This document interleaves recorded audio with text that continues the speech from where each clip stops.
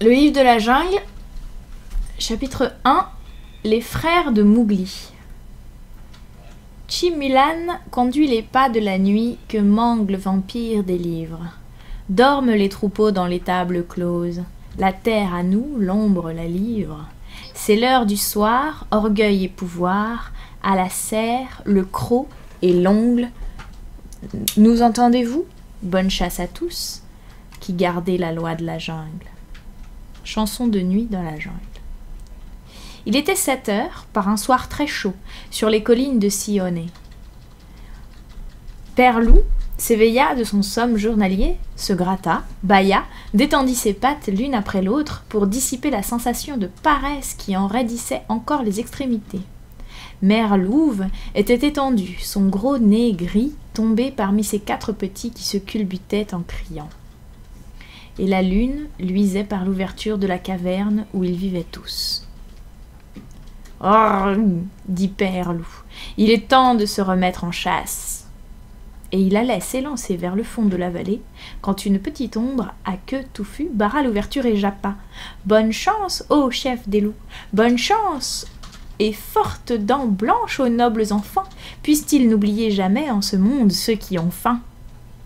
C'était le chacal, Tabaqui, le lèche-plat, et les loups de l'Inde le méprisent. Parce qu'ils rôdent partout, faisant du grabuge, colportant des histoires et mangeant des chiffons et des morceaux de cuir dans les tas d'ordures aux portes des villages. Mais ils ont peur de lui aussi, parce que Tabaqui, plus que tout autre dans la jungle, est sujet à la rage. Alors, il oublie qu'il ait jamais eu peur et court à travers la forêt, mordant tout ce qu'il trouve sur sa route. Le tigre même se sauve et se cache lorsque le petit Tabaqui devient enragé, car la rage est la chose la plus honteuse qui puisse surprendre un animal sauvage. Nous l'appelons hydrophobie, mais eux l'appellent Diwani, la folie, et il court. Entre alors et cherche, dit Père Loup avec raideur, mais il n'y a rien à manger ici. Pour un loup, non, certes, dit Tabaqui, mais pour moi, mince personnage, un os sec est un festin. Que sommes-nous autres, que sommes-nous, nous autres, Guidurlog, le peuple chacal, pour faire la petite bouche? Il obliqua vers le fond de la caverne, y trouva un os de chevreuil où il restait quelques viandes, s'assit et en fit craquer le bout avec délice. « Merci pour ce bon repas, dit-il en se léchant les babines. Qu'ils sont beaux les nobles enfants, quels grands yeux, et si jeunes pourtant. Je devrais me rappeler en effet que les enfants des rois sont maîtres dès le berceau. » Or, Tabaqui le savait aussi bien que personne, il n'y a rien de plus fâcheux que de louer les enfants à leur nez. Il prit plaisir à voir que mère et père loup semblaient gênés. Tabaqui resta un moment au repos sur son séant, tout réjoui du mal qu'il venait de faire, puis il reprit malignement. Shere Khan le Grand a changé de terrain de chasse. Il va chasser à la prochaine lune, m'a-t-il dit, sur ces collines-ci. Shere Khan était le tigre qui habitait près de la rivière, la Wagunga, à 20 miles plus loin. Il n'en a pas le droit, commença Père Loup avec colère. De par la loi de la jungle, il n'a pas le droit de changer ses battus sans dûment avertir. Il effraiera tout le gibier à 10 miles à la ronde. Et moi j'ai à tuer pour 2 ces temps-ci. Sa mère ne l'a pas appelé Lungri, le boiteux, pour rien, dit Mère Louve tranquillement. Il est boiteux d'un pied depuis sa naissance. C'est pourquoi il n'a jamais pu tuer que des bestiaux. À présent, les villageois de la Wagunga sont irrités contre lui et il vient irriter les nôtres. Ils fouilleront la jungle à sa recherche, il sera loin, mais nous et nos enfants, il nous faudra courir quand on allumera l'herbe. Vraiment, nous sommes très reconnaissants à Shere Khan. Lui parlerai-je de votre gratitude, dit Tabaqui. Oust, jappa brusquement Père Loup. Va-t'en chasser avec ton maître. Tu as fait assez de mal pour cette nuit. Je m'en vais, dit Tabaqui tranquillement. Vous pouvez entendre Shere Khan en bas dans les fourrés. J'aurais pu me dispenser du message. Père Loup écouta. En bas, dans la vallée qui descendait vers une petite rivière, il entendit la plainte dure, irritée, hargneuse et chantante d'un tigre qui n'a rien pris et auquel il importe peu que toute la jungle le sache. L'imbécile, dit Père Loup, commencer un travail de nuit par un vacarme pareil. Pense-t-il que nos chevreuils sont comme des veaux gras de la Wagunga? Chut, ce n'est ni bœuf ni chevreuil qu'il chasse cette nuit, dit Mère Louve. C'est l'homme. La plainte s'était changée en une sorte de ronron bourdonnant qui semblait venir de chaque point de l'espace. C'est le bruit qui égare les bûcherons et les nomades à la belle étoile et les fait courir quelquefois dans la gueule même du tigre.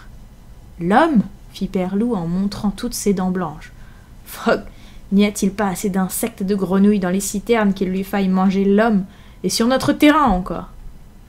La loi de la jungle, qui n'ordonne rien sans raison, défend à toute bête de manger l'homme, sauf lorsqu'elle tue pour montrer à ses enfants comment on tue, auquel cas elle doit chasser hors des réserves de son clan ou de sa tribu. La raison vraie en est que le meurtre d'hommes signifie tôt ou tard invasion d'hommes blancs armés de fusils, montés sur des éléphants, et d'hommes bruns par centaines, munis de gongs, de fusées et de torches. Tout le monde souffre dans la jungle. La raison que les bêtes se donnent entre elles, c'est que l'homme, étant le plus faible et le plus désarmé des vivants, il est indigne pour un chasseur d'y toucher. Ils disent aussi, et c'est vrai, que les mangeurs d'hommes deviennent galeux et qu'ils perdent leurs dents.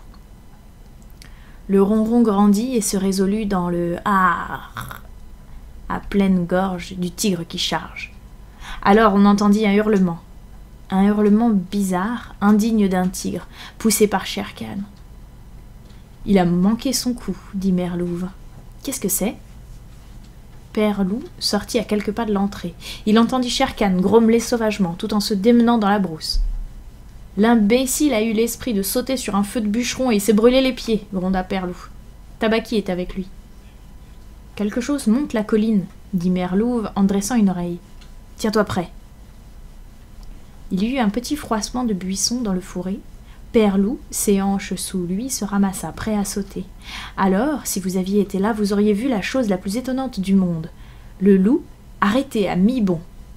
Il prit son élan avant de savoir ce qu'il visait, puis tenta de se retenir. Il en résulta un saut de 4 ou 5 pieds, droit en l'air, d'où il retomba, presque au même point du sol qu'il avait quitté. « Un homme » hargna-t-il. « Un petit homme !»« Regarde !» En effet, devant lui, s'appuyant à une branche basse, se tenait un bébé brun, tout nu, qui pouvait à peine marcher. Le plus doux et potelé des petits atomes qui fût jamais venu la nuit à la caverne d'un loup. Il leva les yeux pour regarder Père Loup en face, et se mit à rire. « Est-ce un petit homme » dit Mère Louve. « Je n'en ai jamais vu. »« Apporte-le ici. » Un loup, accoutumé à transporter ses propres petits, peut très bien, s'il est nécessaire, prendre dans sa gueule un œuf sans le briser. Quoique les mâchoires de Père Loup se fussent refermées complètement sur le dos de l'enfant, pas une dent n'égratigna la peau lorsqu'il le déposa au milieu de ses petits. « Qu'il est mignon, qu'il est nu, et qu'il est brave !» dit avec douceur Mère Louve. Le bébé se poussait entre les petits contre la chaleur du flanc tiède. « Ah ah, il prend son repas avec les autres. Ainsi c'est un petit homme. A-t-il jamais existé une louve qui pût se vanter d'un petit homme parmi ses enfants ? J'ai parfois, oui, parlé de semblables choses, mais pas dans notre clan ni de mon temps, dit Père Loup. Il n'a pas un poil et je pourrais le tuer en le touchant du pied. Mais voyez, il me regarde et il n'a pas peur. Le clair de lune s'éteignit à la bouche de la caverne car la grosse tête carrée et les fortes épaules de Shere Khan en bloquaient l'ouverture et tentaient d'y pénétrer. Tabaki derrière lui piaulait. « Monseigneur, il est entré ici !» « Shere Khan nous fait grand honneur, dit Père Loup, les yeux mauvais. « Que veut Shere Khan ?»« Ma proie, un petit homme a pris ce chemin, ses parents se sont enfuis, donnez-le-moi !» Shere Khan avait sauté sur le feu d'un campement de bûcherons, comme il l'avait dit Père Loup. Et la brûlure de ses pattes le rendait furieux. Mais Père Loup savait l'ouverture de la caverne trop étroite pour un tigre. Même où il se tenait, les épaules et les pattes de Shere Khan étaient resserrées par le manque de place, comme les membres d'un homme qui tenterait de combattre dans un baril. « Les loups sont un peuple libre, » dit Père Loup. « Ils ne prennent d'ordre que du conseil supérieur du clan et non point d'aucun tueur de bœuf plus ou moins rayé. Le petit homme est à nous, pour le tuer s'il nous plaît. »« S'il vous plaît, quel langage est-ce cela ? Par le taureau que j'ai tué, dois-je attendre le nez dans votre repère de chien lorsqu'il s'agit de mon dû le plus strict ? C'est moi, Shere Khan, qui parle. » Le rugissement du tigre remplit la caverne de son tonnerre. Mère Louve secoua les petits de son flanc et s'élança, ses yeux comme 2 lunes vertes dans les ténèbres fixés sur les yeux flambants de Shere Khan. « Et c'est moi, Raksha, le démon, qui vais te répondre. Le petit homme est mien, l'Ungri, le mien à moi. Il ne sera point tué, il vivra pour courir avec le clan et pour chasser avec le clan. Et prends-y garde, chasseur de petits tout nus, mangeur de grenouilles, tueur de poissons, il te fera la chasse à toi. Maintenant sors d'ici. Ou par le Sambur que j'ai tué, car moi je ne me nourris pas de bétail mort de faim, tu retourneras à ta mère, tête brûlée de jungle, plus boiteux que jamais tu ne vins au monde. Va-t'en. Père Loup leva les yeux, stupéfait. Il ne se souvenait plus assez des jours où il avait conquis Mère Louve en loyal combat contre 5 autres loups, au temps où, dans les expéditions du clan, ce n'était pas par pure politesse qu'on la nommait le démon. Shere Khan aurait pu tenir tête à Père Loup, mais il ne pouvait s'attaquer à Mère Louve, car il savait que dans la position où il se trouvait, elle gardait tout l'avantage du terrain et qu'elle combattrait à mort. Aussi se recula-t-il hors de l'ouverture en grondant, et quand il fut à l'air libre, il cria « Chaque chien aboie dans sa propre cour, nous verrons ce que dira le clan, comment il prendra cet élevage de petits dômes. Le petit est à moi, et sous ma dent, il faudra bien qu'à la fin il tombe, ô voleur à queue touffue. » Mère Louve se laissa retomber, pantelante, parmi ses petits, et Père Loup lui dit gravement « Shere Khan a raison. Le petit doit être montré au clan. Veux-tu encore le garder, mère ?» Elle haletait. « Si je veux le garder, il est venu tout nu, la nuit, seul et mourant de faim. Et il n'avait même pas peur. Regarde, il a déjà poussé un de nos bébés sur 2 côtés. Et ce boucher boiteux l'aurait tué et se serait sauvé ensuite vers la Wagunga, tandis que les villageois ici seraient accourus à travers nos reposés faire une battue pour en tirer vengeance. Si je le garde, assurément je le garde. Couche-toi là, petite grenouille. Oh, toi, Mowgli. Car Mowgli la grenouille, je veux t'appeler. Le temps viendra où tu feras la chasse à Shere Khan, comme il t'a fait la chasse à toi. Mais que dira notre clan ? Dit Père Loup. La loi de la jungle établit clairement que chaque loup peut, lorsqu'il se marie, se retirer du clan auquel il appartient. Mais aussitôt ces petits assez âgés pour se tenir sur leurs pattes, il doit les amener au conseil du clan, qui se réunit généralement 1 fois par mois à la pleine lune, afin que les autres loups puissent reconnaître leur identité. Après cet examen, les petits sont libres de courir où il leur plaît, et jusqu'à ce qu'ils aient tué leur premier daim, il n'est pas d'excuse valable pour le loup adulte du même clan qui tuerait l'un d'eux. Comme châtiment, c'est la mort pour le meurtrier, où qu'on le trouve, et si vous réfléchissez 1 minute, vous verrez qu'il doit en être ainsi. Père Loup attendit jusqu'à ce que ses petits puissent un peu courir, et alors, la nuit de l'assemblée, il les emmena avec Mowgli et Mère Louve au rocher du conseil. Un sommet de colline couvert de pierres et de galets, où pouvait s'isoler 100 de loups. Akela, le grand loup gris solitaire que sa vigueur et sa finesse avaient mis à la tête du clan, était étendu de toute sa longueur sur sa pierre. Un peu plus bas que lui se tenaient assis plus de 40 loups de toute taille et de toute robe, depuis les vétérans, couleur de blaireau, qui pouvaient à eux seuls se tirer d'affaire avec un daim, jusqu'au jeune loup noir de 3 ans qui s'en croyait capable. Le solitaire était à leur tête depuis 1 an maintenant. Au temps de sa jeunesse, il était tombé 2 fois dans un piège à loups, et une autre fois, on l'avait assommé et laissé pour mort. Aussi connaissait-il les us et coutumes des hommes. On causait fort peu sur la roche. Les petits se culbutaient l'un l'autre au centre du cercle où siégeaient leur mère et leur père, et de temps en temps, un loup plus âgé se dirigeait tranquillement vers un petit, le regardait avec attention et regagnait sa place, à pas silencieux. Parfois, une mère poussait son petit en plein clair de lune, pour être sûre qu'il n'avait point passé inaperçu. Akela, de son côté, criait « Vous connaissez la loi, regardez bien, ô loup !» Et les mères reprenaient ce cri « Regardez, regardez bien, ô loup !» À la fin, et Mère Louve se sentit hérisser les poils de tout son cou lorsqu'arriva ce moment, Père Loup poussa Mowgli la grenouille, comme il l'appelait, au milieu du cercle, où il resta assis, par terre, à rire et à jouer avec les cailloux qui scintillaient dans le clair de lune. Akela ne leva pas la tête d'entre ses pattes, mais continua ce cri monotone « Regardez bien !» Un rugissement sourd partit de derrière les rochers. C'était la voix de Shere Khan. « Le petit est mien, donnez-le-moi, le peuple libre, qu'a-t-il à faire d'un petit homme ?» Akela ne remua même pas les oreilles. Il dit simplement « Regardez bien, ô loup, le peuple libre, qu'a-t-il à faire des ordres de quiconque, hormis ceux du peuple libre ? Regardez bien !» Il eut un cœur sourd de grognements, et un jeune loup de 4 ans, tourné vers Akela, répéta la question de Shere Khan. Le peuple libre, qu'a-t-il à faire d'un petit homme ?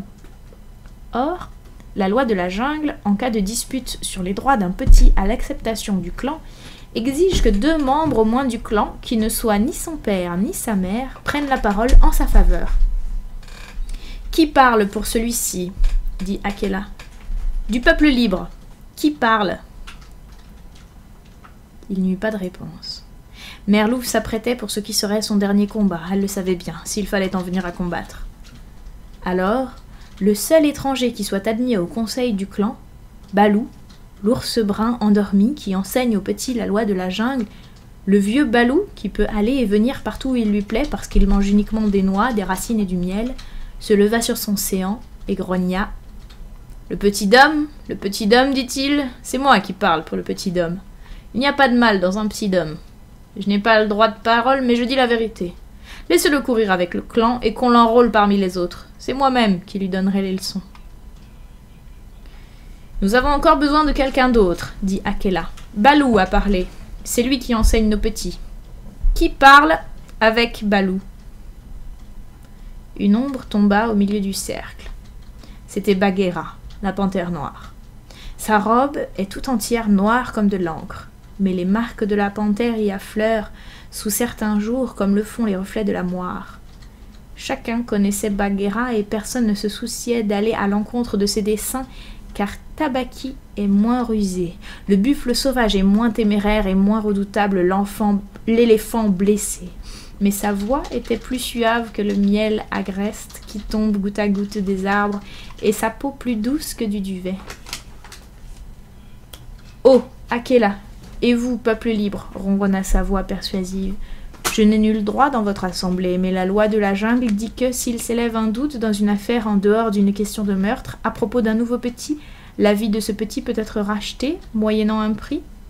Et la loi ne dit pas qui a droit ou non de payer ce prix. Ai-je raison ? » Très bien, firent les jeunes loups qui ont toujours faim. Écoutons Bagheera, le petit peut être racheté, c'est la loi.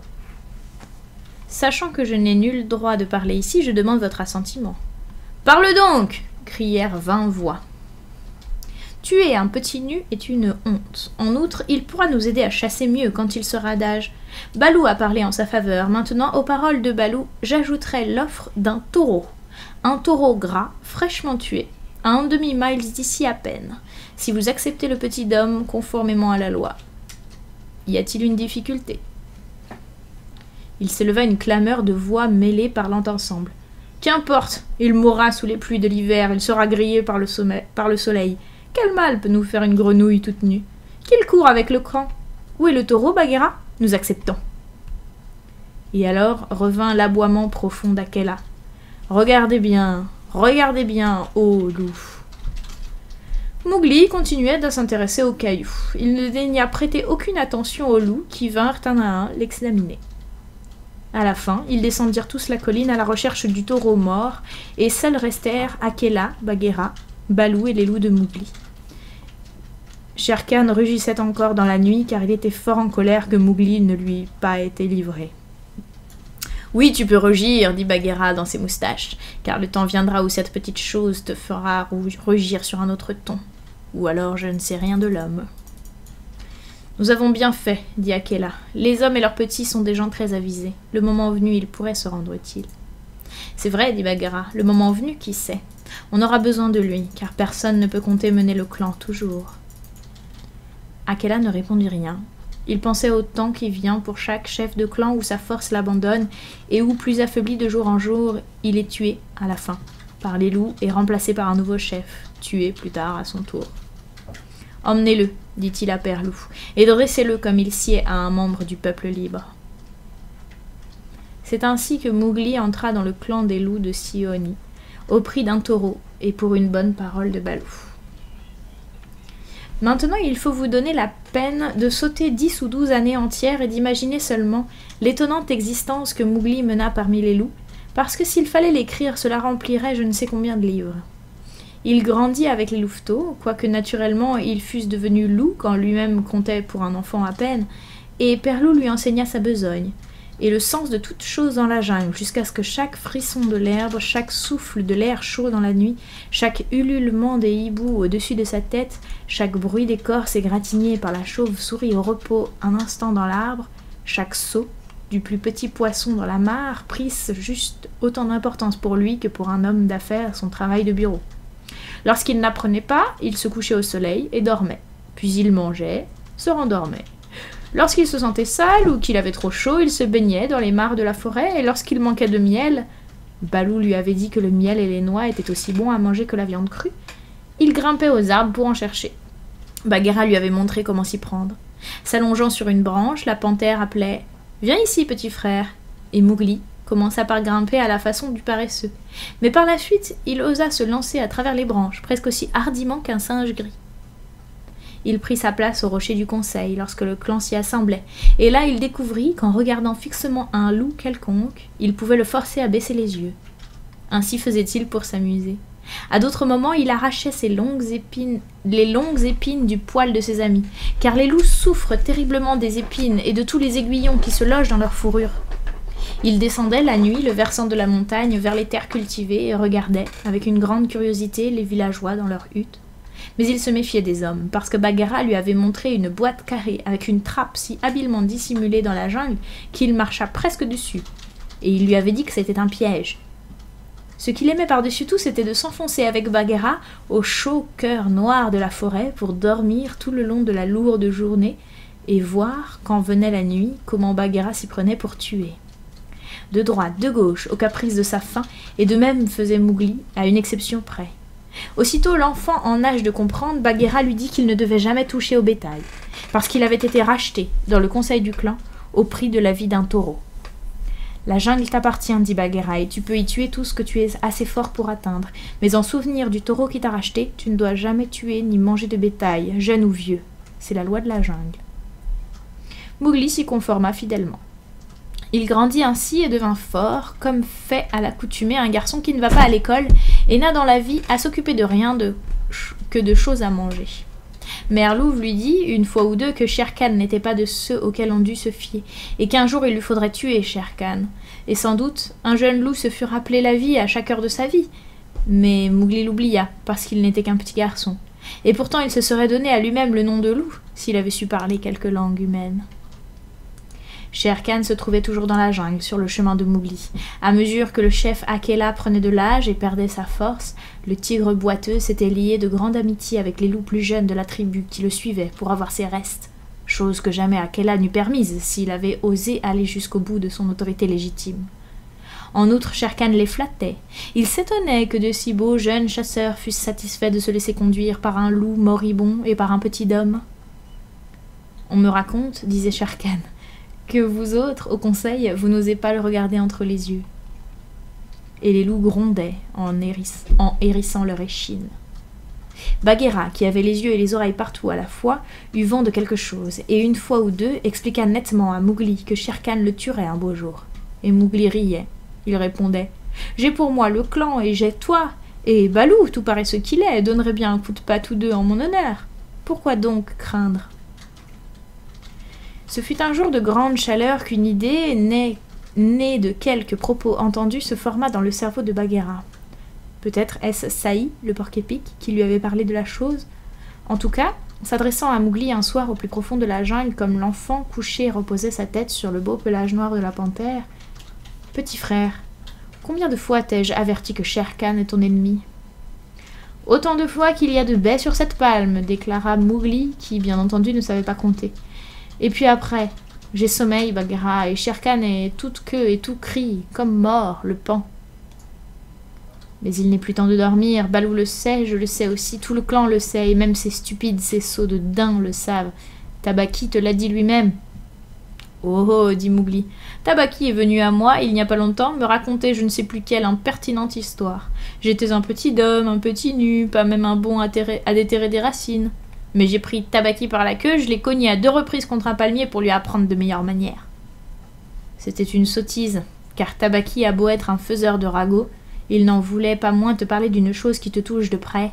Ouvre donc ces yeux-là, petit frère. Shere Khan n'ose pas te tuer dans la jungle, mais rappelle-toi bien qu'Akela est très vieux, et que bientôt viendra le jour où il ne pourra plus tuer son chevreuil, et qu'alors il ne conduira plus le clan. Beaucoup des loups qui t'examinèrent quand tu fus présenté au conseil sont vieux maintenant eux aussi, et les jeunes loups pensent, Shere Khan leur a fait la leçon, qu'un petit homme n'a pas sa place dans le clan. Bientôt, tu seras un homme.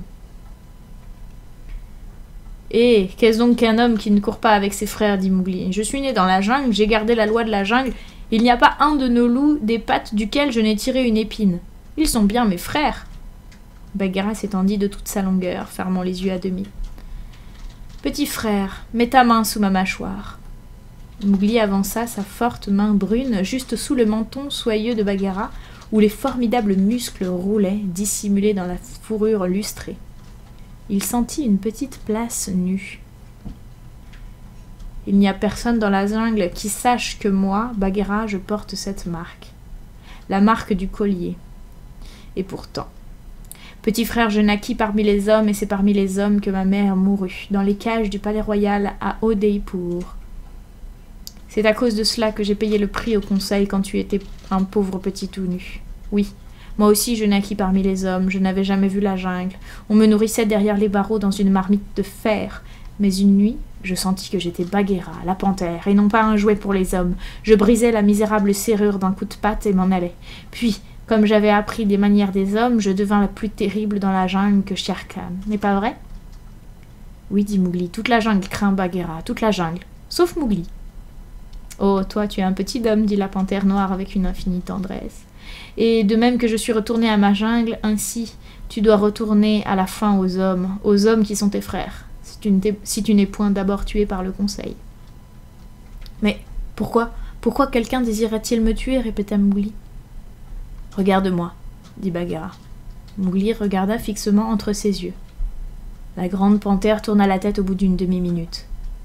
Voilà pourquoi, dit Bagheera en croisant ses pattes sur les feuilles. Moi-même, je ne peux te regarder entre les yeux, et pourtant je naquis parmi les hommes, et je t'aime, petit frère. Les autres, ils te haïssent parce que leurs yeux ne peuvent soutenir les tiens, parce que tu es sage, parce que tu as tiré de leurs pieds les épines, parce que tu es un homme. Je ne savais pas ces choses, dit Mowgli d'un ton boudeur, et il fronça ses longs sourcils noirs. Qu'est-ce que la loi de la jungle? Frappe d'abord, puis donne de la voix. À ton insouciance même, il voit que tu es un homme. Mais sois prudent. J'ai au cœur une certitude. La première fois que le vieil Akela manquera sa proie, et chaque jour il a plus de peine à agrafer son chevreuil, le clan se tournera contre lui et contre toi. Ils tiendront une assemblée sur le rocher, et alors... J'y suis, dit Bagheera en se levant d'un bond. Descends vite aux huttes des hommes dans la vallée. Prends-y un peu de la fleur rouge qu'ils y font pousser. Ainsi, le moment venu, auras-tu un allié plus fort même que moi ou Balou ou ceux de la tribu qui t'aiment. Va chercher la fleur rouge. Par fleur rouge, Bagheera voulait dire du feu. Mais aucune créature de la jungle n'appelait le feu par son vrai nom. Chaque bête en éprouve toute sa vie une crainte mortelle et invente 100 manières de le décrire sans le nommer. La fleur rouge, dit Mowgli, cela pousse au crépuscule auprès de leur hutte. J'irai en chercher. Voilà bien le petit homme qui parle, dit Bagheera avec orgueil. Rappelle-toi qu'elle pousse dans des petits pots. Prends-en un rapidement, garde-le avec toi pour le moment où tu en auras besoin. Bon, dit Mowgli, j'y vais. Mais as-tu la certitude, ô Bagheera que j'aime? Il passa son bras autour du cou splendide et plongea son regard au fond des grands yeux. As-tu la certitude que tout cela soit l'œuvre de Shere Khan? Par la serrure brisée qui me délivra, j'en ai la certitude, petit frère. Alors, par le taureau qui me racheta, je payerai Shere Khan ce que je lui dois. Honnêtement, il se peut même qu'il reçoive un peu plus que son dû. Et Mowgli partit d'un bond. Voilà l'homme, voilà bien l'homme, murmura la panthère en se recouchant. Oh, Shere Khan, tu n'as jamais fait chasse plus dangereuse que cette chasse à la grenouille d'il y a 10 ans. Mowgli était déjà loin parmi la forêt, trottant ferme, et il tenait son cœur sur son... Il sentait son cœur tout chaud dans sa poitrine. Il arriva à la caverne au moment où montait le brouillard du soir, reprit haleine, regarda en bas dans la vallée. Les jeunes loups étaient dehors, mais la mère, au fond de la caverne, comprit, au bruit du souffle de Mowgli, qu'un souci troublait sa grenouille. « Qu'y a-t-il, fils » dit-elle. « Des potins de chauve-souris à propos de Shere Khan, répondit-il. Je chasse en terre de labour ce soir. Il plongea dans les broussailles pour gagner le cours d'eau, tout au fond de la vallée. Il s'arrêta, car au milieu des cris du clan en chasse, il entendit meugler un sambur traqué, le râle de la bête aux abois. Puis montèrent des hurlements de dérision et de malignité. C'étaient les jeunes loups. « Akela, Akela, que le solitaire montre sa force, place au chef du clan. Saute, Akela !» Le solitaire dut sauter et manquer sa prise, car Mowgli entendit le claquement des mâchoires et un glapissement, lorsque le sambur, avec son pied de devant, le culbuta. Il ne resta pas à en écouter davantage, mais s'élança en avant, et les cris faiblirent derrière lui à mesure qu'il se hâtait vers les terres cultivées où demeuraient les villageois. Bagheera disait vrai, souffla-t-il, en se nichant parmi le fourrage amoncelé sous la fenêtre d'une hutte. Demain, c'est le jour d'Akela, et le mien. Alors il appliqua son visage contre la fenêtre, considéra le feu sur l'âtre, Il vit la femme du laboureur se lever pendant la nuit et nourrir la flamme avec des mottes noires. Quand vint le matin, à l'heure où blanchit la brume froide, il vit l'enfant de l'homme prendre une corbeille d'osier garnie de terre à l'intérieur, l'emplir de charbon rouge, l'enrouler dans sa couverture et s'en aller garder les vaches. « N'est-ce que cela ?» dit Mowgli. « Si un enfant peut le faire, je n'ai rien à craindre. » Il tourna le coin de la maison, rencontra le garçon nez à nez. Il lui arracha le feu des mains, disparut dans le brouillard, tandis que l'autre hurlait de frayeur. « Ils sont tout à fait pareils à moi, dit Mowgli en soufflant sur le pot de braise, comme il l'avait vu faire à la femme. Cette chose mourra si je ne lui donne rien à manger. Et il jeta quelques brindilles et des morceaux d'écorce sèche sur la chose rouge. À moitié chemin de la colline, il rencontre Bagheera. La rosée du matin brille sur sa fourrure comme des perles de lune. Akela a manqué son coup, dit la panthère. Il l'aurait tué la nuit dernière, mais il te voulait aussi. Ils t'ont cherché sur la colline. J'étais en terre de labour. Je suis prêt. Vois. Mowgli lui tendit le pot plein de feu. Bien. À présent, j'ai vu les hommes jeter une branche sèche dans cette chose et aussitôt la fleur rouge s'épanouissait au bout. Est-ce que tu n'as pas peur? Non. Pourquoi aurais-je peur? Je me rappelle maintenant, si ce n'est pas un rêve. Avant d'être un loup, je me couchais près de la fleur rouge et il y faisait chaud et bon. Tout ce jour-là, Mowgli resta assis dans la caverne, veillant sur son pot de braise et y enfonçant des branches sèches pour voir comment elles brûlaient. Il chercha et trouva une branche qui lui parut à souhait. Le soir, quand Tabaqui vint à la caverne, ils lui dirent assez insolemment qu'on le mandait au rocher du conseil. Il se mit à rire jusqu'à ce que Tabaqui s'enfuit. Mowgli se rendit au conseil, toujours riant. Akela le solitaire se tenait couché à côté de sa pierre pour montrer que la succession était ouverte. Shere Khan, avec sa suite de loups nourris de restes, se promenait de long en large, objet de visible flatterie. Bagheera vautrait son corps souple aux côtés de Mowgli, et l'enfant serrait le pot de braise entre ses genoux. Lorsqu'ils furent tous rassemblés, Shere Khan prit la parole, ce qu'il n'aurait jamais osé faire au beau jour d'Akela. « Il n'a pas le droit, murmura Bagheera. « Dis-le, c'est un fils de chien, il aura peur. » Mowgli sauta sur ses pieds. « Peuple libre !» s'écria-t-il. « Shere Khan est-il donc notre chef? Qu'est-ce qu'un tigre peut avoir à faire avec la direction du clan ?» À cause de la succession ouverte et comme on m'avait prié de parler, commença Shere Khan. « Qui t'en avait prié ?» fit Mowgli. « Sommes-nous donc tous des chacals pour flagorner ce boucher? La direction du clan regarde le clan seul. » Il y eut des hurlements. « Silence, toi, petit homme! Laissez-le parler, il a gardé notre loi !» Et à la fin, les anciens du clan tonnèrent. « Laissez parler le loup mort !» Lorsqu'un chef de clan a manqué sa proie, on l'appelle le loup mort, pour le temps qu'il lui reste à vivre. Et ce n'est guère. Akela péniblement souleva sa vieille tête. « Peuple libre, et vous aussi, chacal de Shere Khan, pendant 12 saisons, je vous ai conduit à la chasse et vous en ai ramené. Pendant tout ce temps, nul de vous n'a été pris au piège, ni estropié. Je viens de manquer ma proie. Vous savez comment on a ourdi cette intrigue. Vous savez comment vous m'avez mené un chevreuil non forcé pour montrer ma faiblesse. Ce fut habilement fait. Vous avez maintenant le droit de me tuer sur le rocher du conseil, c'est pourquoi je demande qui vient achever le solitaire. Car c'est mon droit, de par la loi de la jungle, que vous veniez un par un. Il y eut un long silence. Aucun loup ne se souciait d'un duel à mort avec le solitaire. Alors Shere Khan rugit. « Bah, qu'avons-nous à faire avec ce vieil édenté? Il est condamné à mort. C'est le petit homme qui a vécu trop longtemps. Peuple libre, il fut ma proie dès le commencement. Donnez-le-moi. J'en ai assez de cette dérision d'homme-loup. Il a troublé la jungle pendant 10 saisons. Donnez-moi le petit homme, ou bien je chasserai toujours par ici. Et je ne vous laisserai pas un os. C'est un homme, un enfant d'homme, et dans la moelle de mes os, je le hais. » Alors, plus de la moitié du clan hurla. « Un homme! Qu'est-ce qu'un homme peut avoir à faire avec nous? Qu'il s'en aille avec ses pareils !»« C'est cela? Pour tourner contre nous tout le peuple du village ?» vociféra Shere Khan. « Non, non, donnez-le-moi! C'est un homme, et nul de nous ne peut le fixer dans les yeux. » Akela dressa de nouveau la tête et dit. « Il a partagé notre curé, il a dormi avec nous, il a rabattu le gibier pour nous. Il n'a pas enfreint un seul mot de la loi de la jungle. Et moi, je l'ai payé le prix d'un taureau lorsqu'il fut accepté. Un taureau, c'est peu de choses, mais l'honneur de Bagheera, ça vaut une bataille, dit Bagheera de sa voix la plus onctueuse. Un taureau payé voilà 10 ans, grogna l'assemblée, que nous importe des os qui ont 10 ans. Et un serment, fit Bagheera en relevant la lèvre sur ses dents blanches. Ah, on fait bien de vous nommer le peuple libre. Nul petit homme ne doit courir avec le peuple de la jungle, rugit Shere Khan. Donnez-le-moi. Il est notre frère en tout, sauf par le sang, poursuivit Akela, et vous le tueriez ici? En vérité, j'ai vécu trop longtemps. Quelques-uns d'entre vous sont des mangeurs de bétail, et j'ai entendu dire que d'autres, suivant les leçons de Shere Khan, vont, par la nuit noire, enlever des enfants au seuil des villages. Donc je sais que vous êtes lâches, et c'est à des lâches que je parle. Il est certain que je dois mourir et ma vie ne vaut plus grand-chose, autrement je l'offrirais pour celle du petit homme.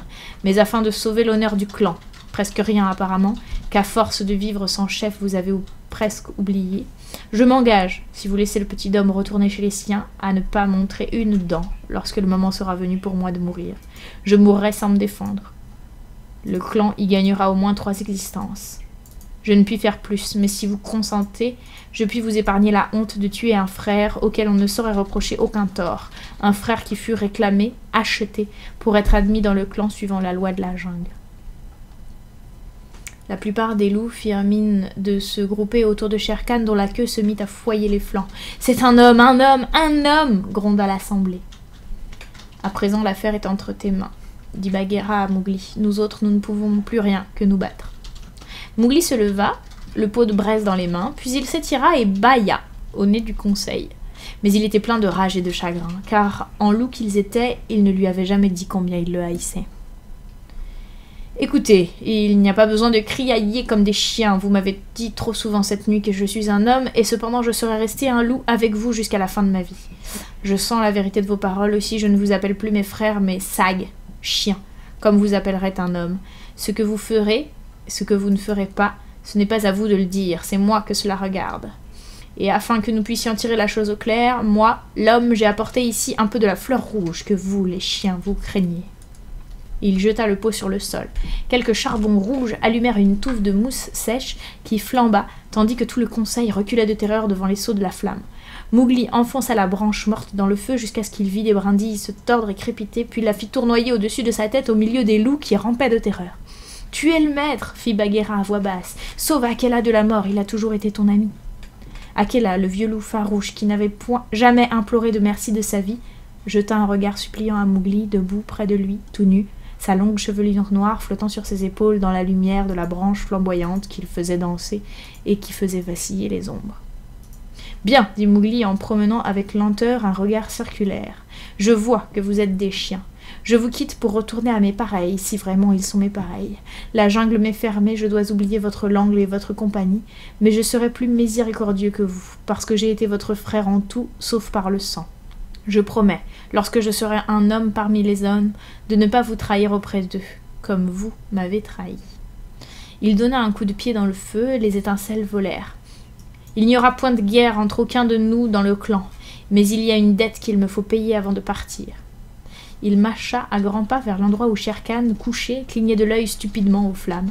Il le prit par la touffe de poils sous le menton. Bagheera suivait, en cas d'accident. « Debout, chien !» cria Mowgli. « Debout, quand un homme parle ou je mets le feu à ta robe !» Les oreilles de Shere Khan s'aplatirent sur sa tête. Il ferma les yeux, car la branche flamboyante était tout près de lui. Cet égorgeur de bétail a dit qu'il me tuerait en plein conseil parce qu'il ne m'avait pas tué quand j'étais petit. Voici, et voilà, comment nous les hommes nous battons les chiens. Remue seulement une moustache, Lungri, et je t'enfonce la fleur rouge dans la gorge. Il frappa Shere Khan de la branche sur la tête, tandis que le tigre geignait et pleurnichait en une agonie d'épouvante. Peu, chat de la jungle roussi, va-t'en maintenant, mais souviens-toi de mes paroles. La première fois que je reviendrai au rocher du conseil, comme il sied que vienne un homme, ce sera coiffé de la peau de Shere Khan. Quant au reste, Akela est libre de vivre comme il lui plaît, et vous ne le tuerez pas parce que je le défends. J'ai idée d'ailleurs que vous n'allez pas rester ici plus longtemps à laisser pendre vos langues comme si vous étiez quelqu'un, au lieu d'être des chiens que je chasse. Ainsi, allez !» Le feu brûlait furieusement au bout de la branche.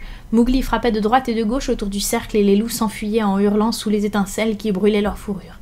À la fin, il ne resta plus que le vieil Akela, Bagheera et peut-être 10 loups qui avaient pris le parti de Mowgli. Alors, Mowgli commença à se sentir quelque chose de douloureux au fond de lui-même, quelque chose qu'il ne se rappelait pas avoir jamais senti jusqu'à ce jour. Il reprit haleine et sanglota. Les larmes coulèrent sur son visage. « Qu'est-ce que c'est ? Qu'est-ce que c'est » dit-il. « Je n'ai pas envie de quitter la jungle et je ne sais pas ce que j'ai. Vais-je mourir, Bagheera ?»« Non, petit frère. Ce ne sont que des larmes, comme il arrive aux hommes, dit Bagheera. Maintenant, je vois que tu es un homme, et non plus un petit homme. Oui, la jungle t'est bien fermée désormais. Laisse-les couler, Mowgli. Ce sont seulement des larmes. Alors Mowgli s'assit et pleura, comme si son cœur allait se briser. Il n'avait jamais pleuré auparavant de toute sa vie. À présent, dit-il, je vais aller vers les hommes, mais d'abord il faut que je dise adieu à ma mère. Il se rendit à la caverne où elle habitait avec Père Loup, et il pleura dans sa fourrure, tandis que les autres petits hurlaient misérablement. « Vous ne m'oublierez pas ?» dit Mowgli. « Jamais, tant que nous pourrons suivre une piste, dirent les petits. Viens au pied de la colline quand tu seras un homme, et nous te parlerons, et nous viendrons dans les labours pour jouer avec toi la nuit.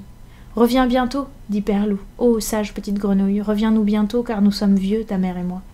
Reviens bientôt, dit Mère Louve, mon petit tout nu, car écoute, enfant de l'homme, je t'aimais plus que je n'ai jamais aimé les miens. Je reviendrai sûrement, dit Mowgli, et quand je reviendrai, ce sera pour étaler la peau de Shere Khan sur le rocher du conseil.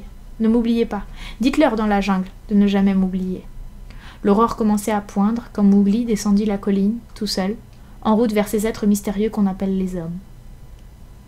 Chanson de chasse du clan Nsioni. À la pointe de l'aube, un sambur meugla. Un, deux, et puis encore, un daim bondit à travers les taillis de la mare où boivent les cerfs. Moi seul, battant le bois, j'ai vu cela. Un, deux, et puis encore, à la pointe de l'aube, un sabur meugla.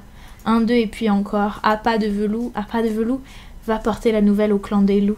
Chercher, trouver, et puis de la gorge tout. Un, deux, et puis encore. À la pointe de l'aube, le clan hurla. Un, deux, et puis encore, pied qui sans laisser de marque fuit, œil qui s'est percé la nuit. Donnez de la voix, écoutez le bruit. Un, deux, et puis encore.